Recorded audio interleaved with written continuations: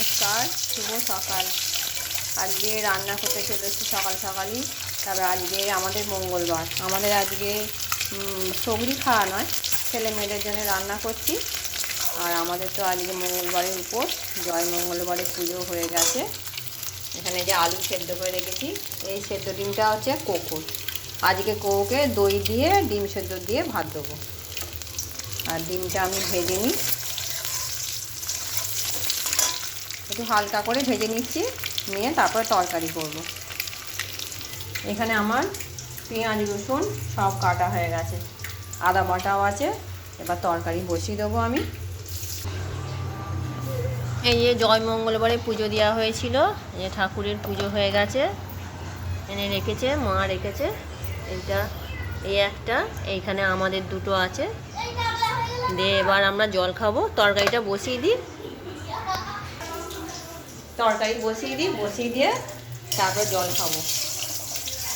প্রচণ্ড গরম পড়েছে, মানে জলটা না খাওয়া পর্যন্ত শান্তি নেই। গরমের চোটে যেন মাথা ঘুরছে। ঠিক আছে, আমি এবার তরকারিটা বসিয়ে দিই, তোমরা দেখতে থাকো প্রথম থেকে শেষ পর্যন্ত, পুরো ভিডিওটা দেখো। আশা করি তোমাদের ভালো লাগবে।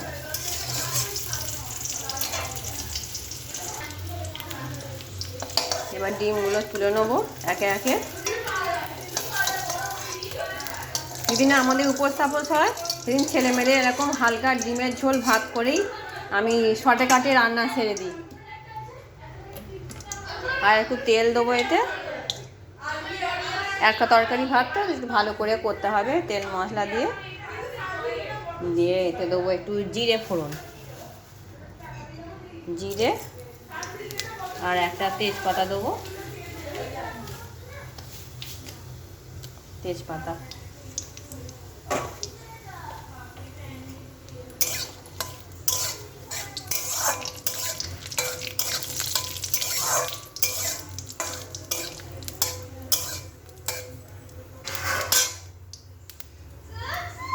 এই যে পেঁয়াজ রসুন কেটে রেখেছি, পেঁয়াজ রসুনটা আমি দিয়ে দেবো।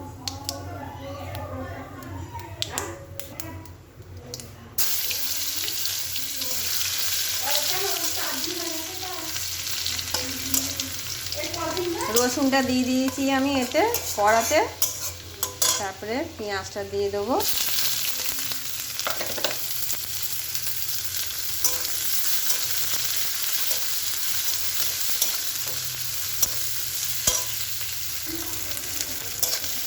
পেঁয়াজটায় হালকা চিনি আর একটু নুন দিয়ে দিয়েছি।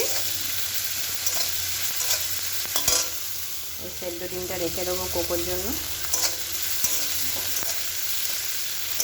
একটু লাল লাল করে পেঁয়াজটা ভেজে নেবো, ভেজে নিয়ে তরকারিটা বসিয়ে দিই আমি।